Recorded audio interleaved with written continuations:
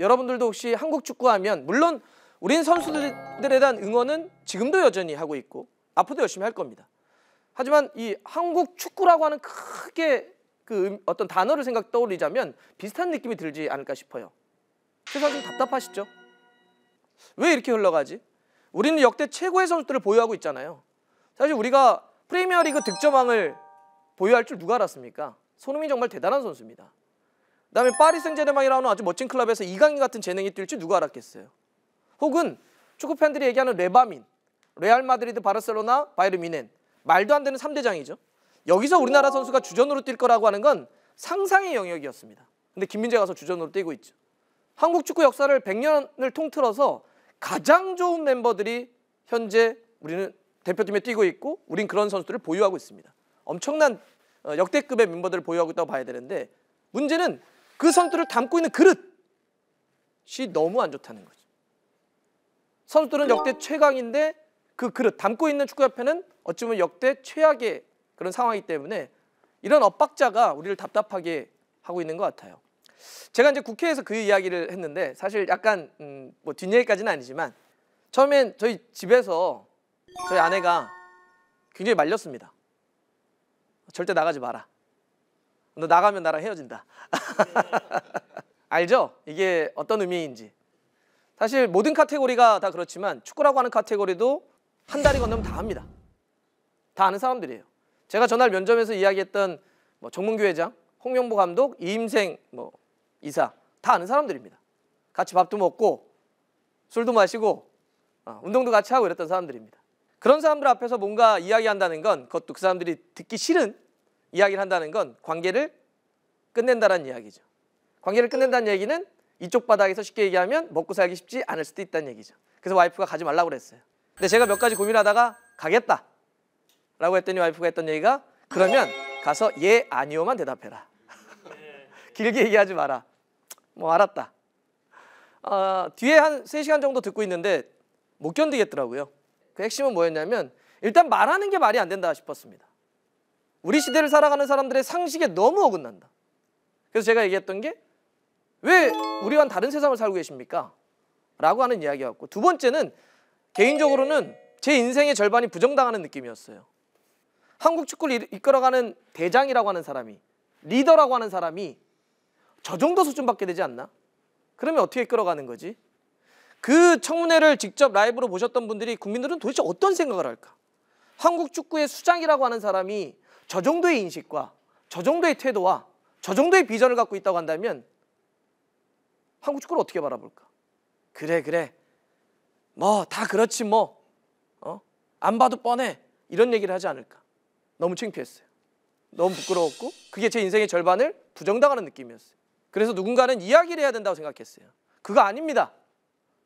한국 축구는 아직도 바뀔 수 있고 그런 희망이 있습니다.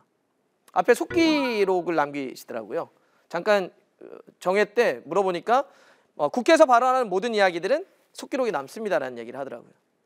그래서 우리들의 이야기를 남겨야 한다고 생각을 했습니다. 제 이야기를 남긴 것이 아니라 우리들의 이야기를 그래서 남긴 거예요. 왜 다른 세상을 살아가느냐? 왜 그게 불공정하지 않다고 생각하느냐? 많은 사람들이 그런 불공정 속에서 지금 쓰러져 가고 있는데 왜 그걸 쳐다보고 있지 않느냐? 그 이야기를 누군가는 남겨야 된다라고 이야기를 했던 거죠. 구체적으로 한번 가보겠습니다. 정몽규 회장 체제의 진짜 문제는 무엇인지 오늘 저는 이제 3가지로 정리를 한번 해보려고 합니다. 사람 정몽규에 대해서는 오늘 이야기하지 않을 거며 저는 개인적으로 또 관심도 없습니다. 사사로이 정몽규라고 하는 사람이 어떤 사람이다, 뭐 어떤 집안을 거쳤다, 어떤 커리어가 있다, 그건 우리의 관심 영역이 바뀝니다. 그건 되게 사사로운 영역이고 우리가 그걸 건드릴 필요가 없습니다. 우리는 공적인 영역에서 회장으로서 어떤 일을 했는지만 지켜보면 되고 그게 능력이 있느냐 없느냐, 무엇을 잘했냐 잘못했냐만 보면 되겠죠. 그래서 그런 측면으로만 오늘 3가지를 한번 말해보겠습니다. 첫 번째는 불공정이죠. 저는 우리 사회에서 굉장히 큰 문제라고 생각해요. 어쩌면 우리 사회가 지금 가장 많이 이야기하는 게 공정하냐 공정하지 못하냐, 이제 이런 이야기를 굉장히 많이 하죠. 자, 축구협회가 해왔던 일들, 대표적으로 감독 선임의 문제 그러겠죠. 저희가 홍명보 감독의 어떤 능력에 대해서 능력이 되지 않기 때문에, 능력이 부족하기 때문에 대표팀 감독이 되면 안 됩니다, 절대 반대, 이런 이야기를 했던 건가요? 상암에 모였던 많은 팬들이 홍명보 아웃을 외쳤을 때, 정몽규 아웃을 외쳤을 때 감독으로서 무능력하니까 나가, 이런 거였나요? 핵심은? 물론 사람마다 감독 홍명보에 대한 평가는 다를 수는 있습니다. 근데 우리가 최소한 이번에 비판했던, 반대합니다, 하면 안 됩니다 라고 했던 게 홍명보 감독에 대한 능력 문제였나요? 아니죠. 그럼 뭐에 대한 문제였죠? 절차죠. 과정에 있죠. 그 절차 과정이 어땠다는 거죠? 공정하지 못했다는 거죠. 그런데 축구협회는, 최소한 정몽규 회장은 이 과정과 절차가 불공정했다라고 하는 걸 제가 봐서 모르는 것이 아니라 그것이 중요하지 않다라고 생각하는 게 진짜 문제입니다. 뭐 그 정도 갖고 그래, 살다 보면 다 그런 거지. 옛날에 살고 계시죠. 우리도 옛날엔 그랬어요. 먹고 사는 게 절대적으로 어려웠던 시절에는, 야, 우리가 지금 당장 이 허기를, 배고픔을 달래기 위해서는 지금 빵이 필요한데 중간에 빵을 어떻게 만들었냐를 뭐하러 따져? 조금 잘못할 수도 있지. 스포츠로 나오면 야, 이겨야 되잖아. 이겨야 되는데 뭐가 그 과정에서 약간 뭐 좀 잘못할 수도 있는 거지. 약간 뭐 규정을 위반할 수도 있는 거지. 이기면 끝나는 거 아니야? 스포츠가 결과인데, 이랬던 시절이 있죠. 근데 지금 우리가 그렇습니까? 그렇다고 느끼시나요? 아니죠. 혹시 이번에 올림픽 최근에 있었던 게 파리 아닙니까? 우린 파리 올림픽 때 금메달 딴 사람에게만 박수치고 환호합니까? 눈물 흘립니까? 아니죠. 메달을, 은이나 동메달을 따도 혹은 못 따도 우리는 환호합니다. 왜? 그 과정에서 얼마나 땀을 흘리고 노력하고 눈물을 쏟았는지를 우리는 알고 있거든요. 그 모든 가치가 우리에겐 다 소중합니다. 과정에서 흘렸던 땀과 눈물도 우리에게 소중하고 결과로 메달을 딴 것도 소중합니다. 그래서 우리는 모든 사람들에게 그 선수가 최선을 다했다고 한다면 다 박수를 쳐줍니다. 옛날에 저희가 방송국들이 올림픽 같은 거 중계할 때 금메달 따야지만 소리쳤어요. 금메달! 이랬죠. 은메달이나 동메달 따면 아쉽네요 이랬다고요.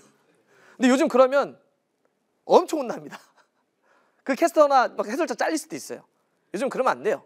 왜냐하면 사람들이 그 가치를 다 이 시대는 공감하고 있는 거죠. 중요하잖아요, 그런 과정과 절차라고 하는 건. 근데 이번에 어땠나요? 홍명보 감독의 선임의 절차와 과정은 공정하지 못했죠. 많은 사람들에게는, 특히 외국인 지도자들에게는 서류를 제출해라, 이력서를 제출해라, 면접을 보자 라고 했는데 홍명보 감독은 어땠나요? 집 앞을 찾아가죠. 밤 11시 빵집에 해주세요. 특혜 아닙니까? 만약에 우리 어떤 일반 회사에서 사원들을 뽑는데 모든 사람들에게는 이력서를 다 제출하라고 그러고 면접 보는 날짜를 공지합니다. 근데 누군가에게는, 야, 알고 봤더니 야, 회장이 누구래, 집 앞에 찾아가서 저희 회사에 입사해 주십시오. 말이 됩니까? 말이 되지 않죠. 불공정한 겁니다. 근데 제가 말씀드리는 건 뭐냐면, 이 불공정을 그냥 그게 공정, 이게 예를 들면 우리는 공정하지 않았다, 불공정하지 않았다, 이 논쟁을 하는 것이 아니라 그게 뭐가 그 정도 갖고 그럽니까? 라고 하는 인식이 더 문제라는 거예요. 그 이후에 어떤 문제가 또 있냐면, 지금 천안으로 원래 파주에 있었던 국가대표 훈련장이 내려갑니다. 그래서 천안에 지금 축구센터를 짓고 있단 말이에요. 거기에는 국가에서 지원하는 보조금이 들어가요. 원래 근데 그 용천을 국가에서 어떤 걸 할 때는 이런 게 있죠. 우리가 이만큼 지원해 줄 테니까 이 돈은 꼭 어디에만 써, 이런 게 있겠죠. 국가에서 지원하는 돈을 마음대로 막 쓸 수는 없어요. 용처를 지정해 줍니다. 용처를 어긋나게 되면 문제가 되는 거죠. 그렇죠? 그런 돈이에요. 그런데 그렇게 지정해 준 돈을 다른 데 썼어요. 구체적으로 하자면 원래 사무실용으로 쓸 수 없습니다. 훈련 시설로만 써야 돼요. 근데 사무실을 만들었어요. 그랬더니 문체부가 지적을 합니다. 이거 왜 우리 국가나 문체부가 지원한 돈을 사무실을 만들면 안 되는데 왜 사무실을 만들었냐라고 했더니 뭐라고 대답하냐면, 정몽규 회장이 그거 뭐 큰 것도 아닌 것 같고 사무실 하나 진 것 같고 그렇습니까? 그거 그렇게 지적하면 우리 안 쓰면 되지. 그 인식이 계속 깔려 있어요. 뭘 그 정도 갖고 그래요. 살다 보면 그 정도는 다 잘못할 수도 있는 거고. 정 뭐라 그러면 우리가 안 할게. 어떠세요? 막 갑자기 또 뭐가 끌어올리지 않으세요? 아니 어떻게 이렇게 살지? 어떻게 이럴 수가 있지? 우리는 우리의 지금의 삶의 가치에서 절대적으로 먹고 사는 문제도 중요하긴 하지만 사실 전체 큰 사회를 놓고 보면 그건 살짝 넘어가고 있죠. 그 다음에 우리는 어떤 삶으로 가고 있죠? 어떻게 더 잘 살 것이냐, 어떻게 더 멋지게 살 것이냐 시대로 넘어가고 있습니다. 제가 대학을 다녔던 90년대만 하더라도 앞에 수업 끝나고 와서 뭐 밥집에 가건 술집에 가건 이모님에게 했던 말이 뭐냐면 이모 오늘 저 시킨 다음에 많이 주세요 이런 얘기를 했다고요. 아마 저랑 비슷한 나이 또래 분들은 그거 기억할 겁니다. 어디 가면 많이 주세요 이모 이랬다고요. 요즘 여러분들 젊은 친구들이 끝나고 어디 가서 야 친구들 야 오늘 우리 양 많이 주는 집 찾아봐 이런 거 하나요? 맛집을 검색하죠. 더 맛있는 거 퀄리티 있는 음식을 하지 양의 시대 양을 뭐 많이 주는 집을 찾지는 않습니다. 그건 그렇게 시대가 달라진 거예요. 뭐 요즘 친구들이 그래서가 아니라 그냥 그렇게 가는 겁니다. 양의 시대를 질레 시대로 넘어간 거죠. 그럼 축구협회가 지금 나오고 있는 야 그 정도 갖고 뭐 그래 결과가 중요한 건데 그냥 뽑으면 되는 거 아니야 옛날 얘기를 하고 있는 거죠. 전 이 인식이 정말 잘못됐다 문제다 이렇게 생각하는 겁니다. 바로 불공정의 이슈죠. 자, 두 번째는 능력 없음입니다. 무능력이죠. 이거는 너무나 많은 사례들이 있는데 말 자체로 이거는 무능력입니다. 예를 들어서 클린스만 감독 선임의 문제도 그렇죠. 이미 전 세계 축구계가 이 사람은 지도자로서의 능력이 끝났다. 감독으로서는 능력 없다. 라고 검증이 끝난 사람을 데려옵니다. 그것도 회장이 좋아하니까. 이건 축구협회 전체의 문제이기도 하지만 이 정도 시스템을 구축하고 있는 협회가 말이 안 되는 거 아닙니까? 그 시스템을 누가 만드는 거죠? 누가 통제할까요? 리더십이 통제하는 거예요. 능력이 없는 거예요. 파리올림픽 이번에 우리가 진출 실패했습니다. 아마 여기 계신 분들은 우리가 올림픽에서 한국 축구, 남자 축구가 없었던 걸 기억 못 하시는 분들이 태반일 겁니다. 왜냐 우리는 그동안 40년 동안 계속 나갔으니까. 한국 축구가 없는 올림픽 본선은 생각해 본 적이 없어요. 그런 일이 없었으니까. 근데 그 엄청난 어려운 일을 정몽규 집행부 체제가 해낸 거죠. 우리가 없는 올림픽을 만들어줬습니다. 그런데 축구는 경기하다 보면 질 수 있죠. 어떻게 매번 나갑니까? 막 열심히 경쟁을 했고 최선을 다했는데 우리가 예선 통과를 못해서 못 나갔으면 그러나 보다 할 수 있는데 그런 게 아니었죠. 우리가 파리올림픽에 나가지 못한 건 그냥 그렇게 열심히 경쟁하다가 뒤처진 것이 아니라 당시에 우리는 올림픽 대표팀과 국가대표팀을 동시에 이제 운영을 하고 있었는데 원래 감독이 다 다릅니다. 그냥 팀이 다르니까 할 일이 많죠. 그래서 우리가 그때 뭐라 그러냐면 파리올림픽이 바로 앞에 있으니 그때 당시 이제 황선홍 감독이 올림픽 감독을 이끌었고요. 국가대표 감독이 그 난리가 났죠. 클린스만 감독이 나간 다음에 계속 뭐 대행 체제나 이렇게 하고 있는데 임시 감독을 써야 된다는 거예요. 그래서 그러면 우리나라의 지도자가 얼마나 많을 것 같아요? 굉장히 많습니다. 축구 감독들이. 그리고 전 세계적으로 놓고 봐더라도 많이 있겠죠. 그러니 임시 감독이면 뭐 다른 사람들을 이렇게 뽑아서 쓰면 되지 않겠냐. 두 개를 그래서 쭉 힘을 집중해서 가자. 특히 올림픽은 코앞에 나가 있으니까 올림픽에 집중할 수 있도록 황선홍 감독은 그 체제로 계속 가야 되지 않겠냐고 했는데 아니다. 황선홍 감독이 국가대표팀도 임시 감독도 동시에 하면 된다. 저는 이 판단은 지금도 이해가 되지 않아요. 근데 당시에 축구협회가 이 올림픽을 코앞에 두고 있는 황선홍 감독을 빼와서 굳이 여기 국가대표 임시 감독을 시켰던 건 이유는 뭐냐면 두 가지 판단이었죠. 하나는 그렇게 하는 게 가장 쉬운 방법입니다. 이미 고용하고 있는 사람이에요. 축구협회가. 황선홍 감독은. 추가적으로 무슨 절차나 사람을 새로 뽑을 노력을 안 해도 돼요. 야, 그 하고 있는데 우리 만약 회사로 하면 이런 거죠. 뭐 여기서 일을 하고 있는데 한 명이 급하게 나갔어요. 자, 저 김대리 이것도 해 좀. 괜찮잖아. 아주 쉬운 방법을 선택하는 거죠. 추가 돈 내지 않고. 두 번째는 여차여차해서 잘 되면 그냥 그 사람은 계속 앉혀야지. 가장 쉬운 길을 선택하는 거죠. 다시 얘기하면 그럼 사실은 그렇게 복잡한 함수가 아님에도 불구하고 그걸 풀 수 있는 가장 단순한 방법을 선택을 해버렸습니다. 가장 쉬운 길을. 조금만 더 고민해보면 더 정확하고 올바른 길이 있었음에도 불구하고 전 이거 역시 능력이라 봅니다. 또 하나 무능력의 문제에서 제가 보는 핵심은 그러니까 무능력하다라고 하는 건 단순히 어떤 일을 처리하는 힘에도 있겠지만 그 능력의 본질을 쳐다보지 못하는 그 관점에도 전 문제가 포함된 게 바로 능력, 무능력 이렇게 보는데 여러분 승부조작이라고 하는 건 어떻게 생각하십니까? 스포츠에서 승부조작 최악이죠. 스포츠를 왜 보세요? 혹시 스포츠를 왜 보십니까? 그게 어떤 종목이건 간에 재밌죠? 재밌다의 본질은 뭘까요? 우리가 재밌다. 그렇죠. 결과를 알 수 없는 거죠. 우리가 드라마도 마찬가지, 영화도 그렇고 만약에 누가 스포를 해. 에이씨. 누가 범인이다. 에이씨. 재미가 없어지잖아요. 그죠? 스포츠는 그거 핵심이죠. 스포츠를 재방송으로 봅니까? 재미없잖아.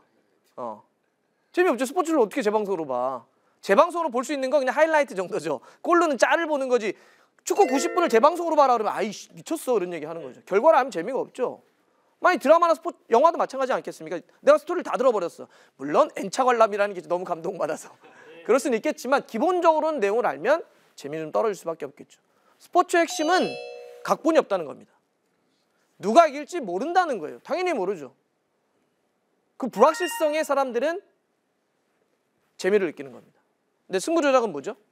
불확실하지 않아. 다 결과가 나와 있는 거야. 얘는 그냥 보기만 해. 난 누가 이길지 다 알아. 이걸 만들어버린 놈들이에요. 그런 놈들입니다. 진짜 나쁜 사람들이에요. 그 승부조작범들을 용서를 해줘야 됩니까? 사면을 해야 됩니까? 다른 건 그럴 수 있어요. 다른 건 진짜 하다 보면 그거는 일정하게 뭐 죄를 묻되 나중에 뭐가 좀 지나면 풀어줄 수도 있지만 저는 승부조작은 좀 다르다고 봅니다. 왜냐? 금방 얘기했던 스포츠의 본질을 훼손했기 때문에 그래요. 근데 그 판단을 못 하잖아요.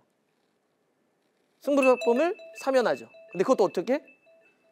기술사면을 합니다. A매치가 열리는 날 모든 사람들이 야 손흥민 오늘 나온대. 야 이강인 나온대. 야 김민재가 뛴대. 사람들이 막 그 경기에 관심을 쏟고 있는 그 바로 앞두고 딱 기술사면을 해버립니다. 아주 멋진 꼼수죠. 이게 말이 됩니까? 이런 판단을 못해요. 그 승부조작이 얼마나 잘못된 일이라고 하는 그 판단. 그리고 사람들이 관심이 쫙 쏠려 있으니까 이렇게 슬쩍 흘리듯이 몰래 하면 된다는 그 판단. 그게 바로 무능력입니다. 그걸 해왔던 데가 정몽규 집행부 체제죠. 세 번째는 사실 오늘 가장 드리고 싶은 이야기 중에 하나입니다. 불공정, 무능력. 당연히 너무 큰 잘못인데 더 크게 저는 시대에 따른 리더십. 이게 제가 정몽규 회장 체제는 이제 끝나야 한다라고 하는 핵심적인 이야기입니다. 제 생각입니다. 이 이야기가. 시대가 달라지면 리더십도 달라져야 한다. 동의하시나요? 네. 진짜 동의하세요? 네. 막 요즘은 회사 이런 데서 이렇게 위에 있는 사람들이 금요일 날 저녁에 회식하고 주말에 등산 가고 이러면 되게 좋죠? 안 좋아요? 우린 또 좋아하는데. 누가 막 카리스마 있다고 야 까라면 까! 막 이렇게 하고 선배가 후배를 괴롭히고 나이 갖고 뭐라고 하고 이러면 기분 좋으시죠? 아마 좀 나이가 계신 분들은 예전엔 다 그랬어요. 그걸 우린 카리스마라고 얘기했고 그런 게 리더십이라고 얘기했던 시절도 있습니다. 그래 저렇게 뭐 어릴 때 막 끌고 가는 맛이 있어야지 막 이런 게 있었다고요. 근데 요즘 그렇게 한다면 다 튕겨 나갈 겁니다. 아 뭐야 갑질 아니면 일종의 폭력 이렇게 갈 수 있단 말이죠. 요즘 그렇게 하면 안 돼요. 그렇게 해서도 안 되고 그렇게 한다고 하더라도 사람들은 그 사람을 따라가지 않습니다. 축구협회는요. 전 똑같다고 봐요. 시대가 달라지면 그 시대를 이끌어가는 리더는 달라져야 합니다. 시대가 달라지면 그 체제를 이끌어가는 리더십도 변화해야 된다고 생각합니다. 그게 정몽규 회장 체제가 달라져야 하는, 바뀌어야 하는 그만해야 하는 저는 핵심적인 저의 생각입니다. 구체적으로 한번 가볼까요? 양지축구단이라고 하는 이 단어를 들어보신 적이 계십니까 혹시? 양지축구단. 음지의 반대. 그렇죠. 예, 음지의 반대. 음지, 양지. 그 양지는 맞는데 이 양지축구단의 양지는 어디서 따왔냐면 지금으로 따지면 국정원. 그 전신으로 하면 안기부나 중앙정보부. 안기부와 중앙정보부 앞에 예전에 비서기 하나 있었죠. 아무래도 이제 비밀 조직이고 그런 일을 하는 곳이기 때문에 뭐라고 써 있냐면 우리는 음지에서 일을 하고 양지를 지향한다. 우리는 어두운 곳에서 일하지만 밝은 빛을 따른다. 이런 뜻이겠죠. 거기서 따온 양지입니다. 중앙정보부 그 비석에서 따온 양지예요. 놀랍죠? 아니, 전 지금 축구단 얘기하고 있는 거예요. 정치 얘기하는 거 아닙니다. 저는 한국 축구의 역사를 크게 3기로 분류합니다. 이게 1기 때 이야기인데 우리 대표팀에 준하는 이 양지축구단은 그러니까 대표팀과 바로 등치는 아닌데 사실상 대표팀에 준하는 팀으로 만든 팀이에요. 이 양지축구단을 운영을 하다가 대표팀이 필요하잖아요. 그럼 이 팀이 바로 대표팀이 됩니다. 그러니까 상시 대표팀 체제 뭐 이렇게 보시면 돼요. 근데 이 팀을 누가 이끌었느냐? 당시에 국가 정보기관인 중정에서 이끌습니다. 여러분 생각해 보세요. 지금 손흥민, 이강인, 김민재 선수가 국정원에서 이끈다고 생각해 보세요. 블랙 요원도 아닌데 말이 안 되죠. 근데 그때는 이끌었어요. 그게 언제냐? 1960년대 이야기입니다. 실제 존재했던 팀이에요.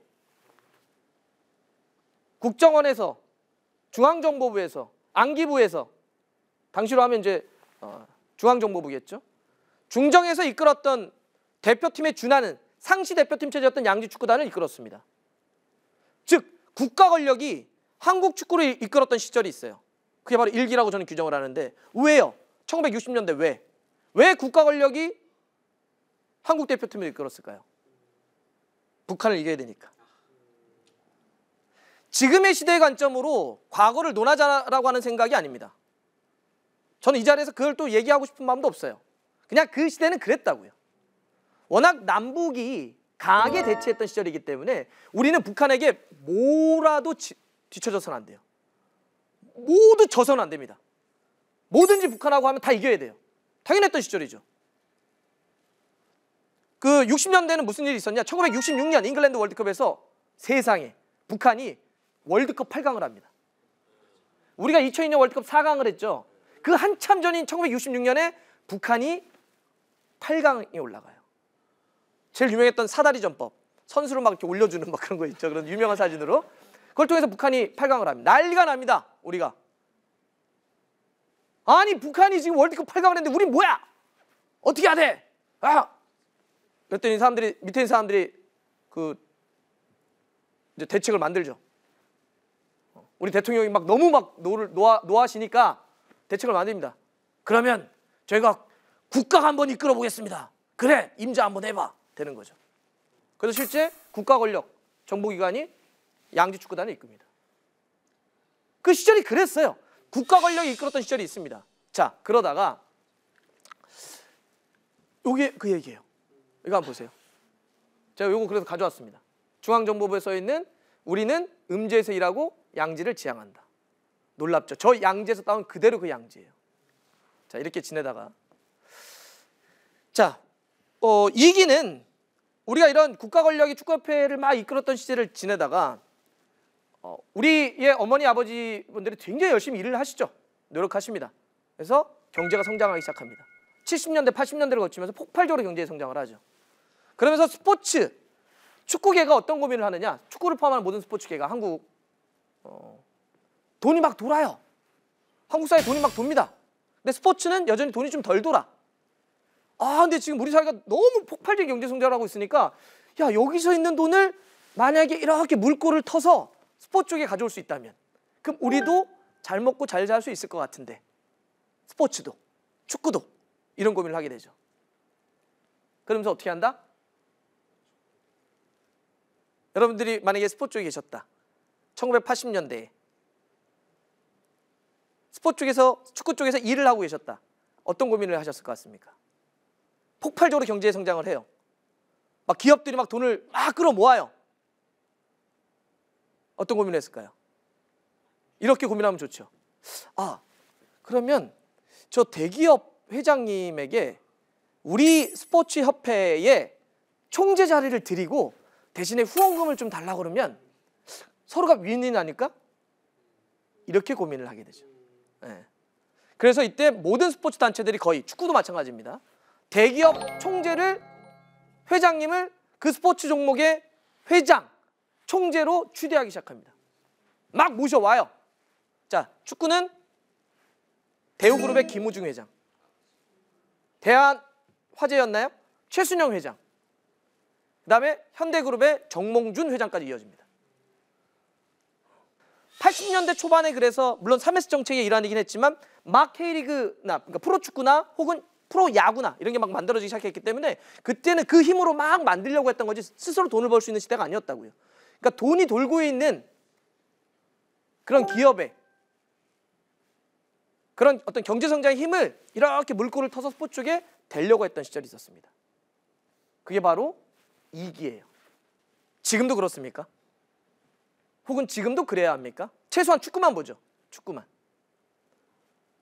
축구가 지금도 저희 회장님 총재 자리 드릴 테니까 한번 오셔가지고 저희 돈 좀 주세요.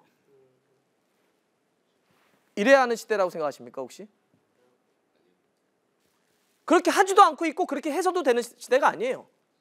지금 우리는 이 자체적으로 뭔가 이렇게 계속 돌릴 수 있는, 스스로 수익화하거나 스스로 뭔가 계속 사업하거나 이럴 수 있는 훌륭한 자원들을 갖고 있어요. 우리에게 손흥민이 있어요. 우리에게 이강인이 있고요. 우리에게 김민재가 있어요. 황희찬이 있고 황인범이 있고 지금 유럽파로만 대표팀의 베스트 11을 꾸릴 수도 있습니다. 이 이야기는 우리가 마케팅을 열심히 하고 열심히 또 다른 활동을 하게 되면 돈을 벌 수 있는 상당히 많은 것들이 열려있는 공간이 만들어졌다고 얘기할 수 있겠죠. 제가 축구협회와 현 정몽규 회장 체제를 비판을 하면 이렇게 얘기를 하세요.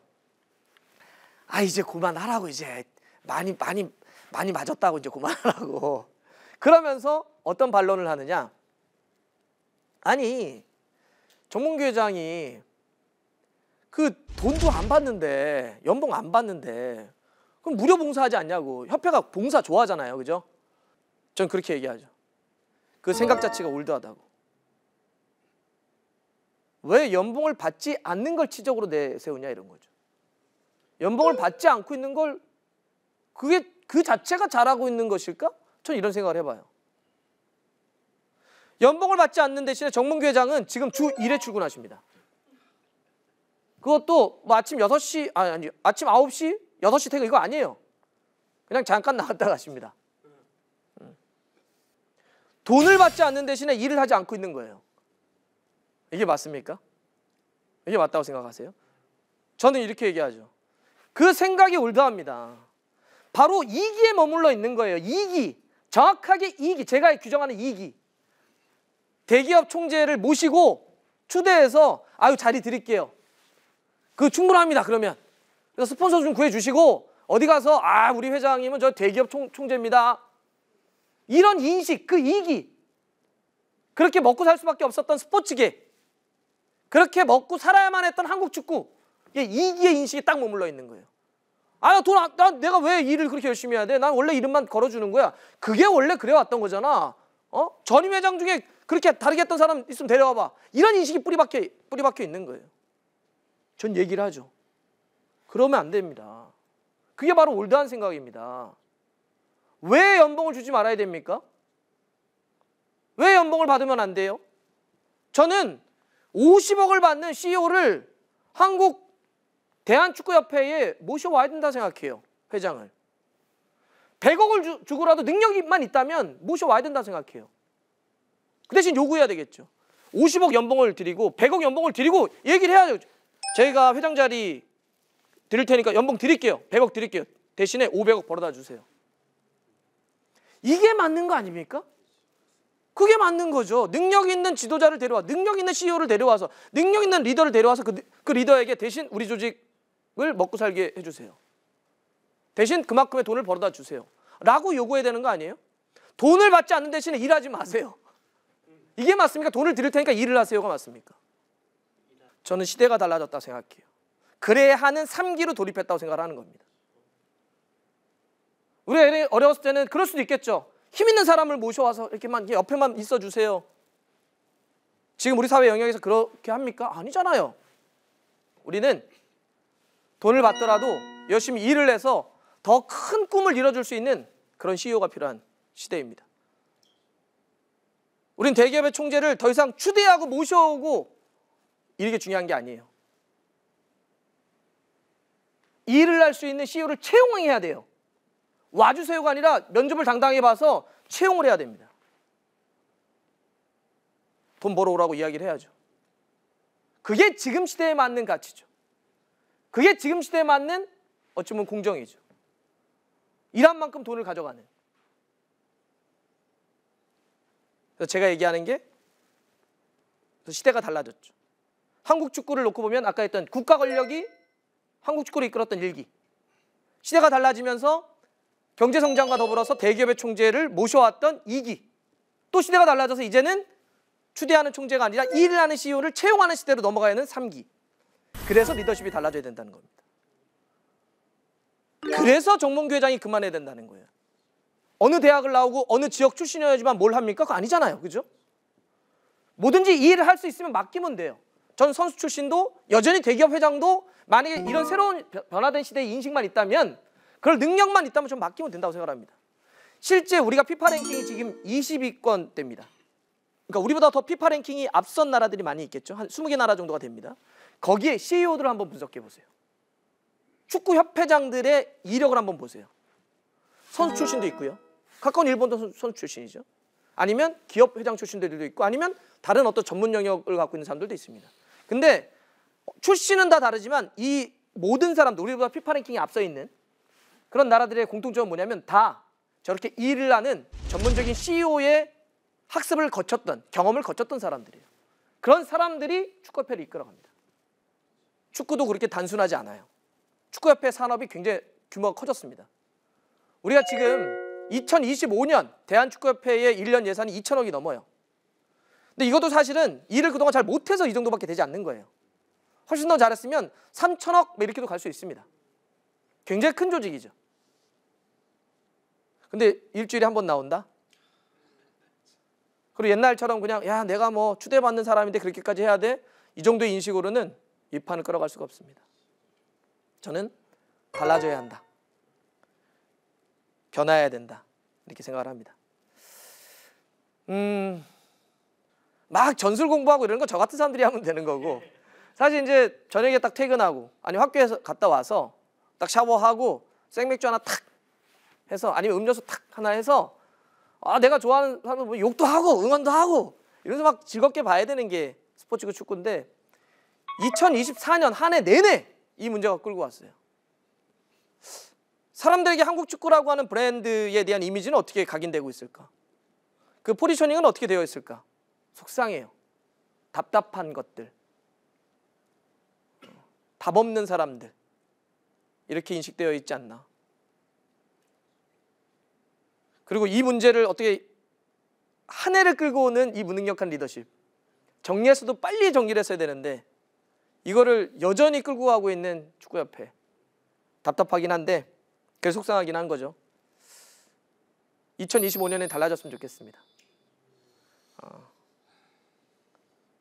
저도 계속 노력을 할 것이고, 다음엔 좀 더 즐거운 자리로 불러주셨으면 좋겠습니다. 그때는 이렇게 축구협회나 뭐 한국 축구 전반 불편하거나 힘든 얘기 말고 좀 더 즐거운 얘기로, 와 어떻게 손흥민은 저렇게 전설이 됐나, 우리 이강인 선수는 앞으로 어떻게 될 것인가, 김민재는 정말 희대의 말도 안 되는 일을 좀 펼치고 있는 것이다, 뭐 이런 이야기를 좀 만났으면 좋겠습니다. 최근에 조금 어려움이 좀 있었지만 원래 축구 즐겁잖아요, 그죠? 원래 축구는 재미난 거고, 또 우리 축구에는 지금 많은 스타들이 있는 거니까 그렇게 처음으로 다시 돌아갔으면 좋겠어요. 맞아, 우리 손흥민 얼마나 축구 잘하는데, 우리 이강인 와 기술 얼마나 멋진데, 김민재 미쳤어. 이런 거로 다시 돌아가면 될 것 같습니다. 귀중한 시간을 기대해 주셔서 감사합니다. 고맙습니다. 네.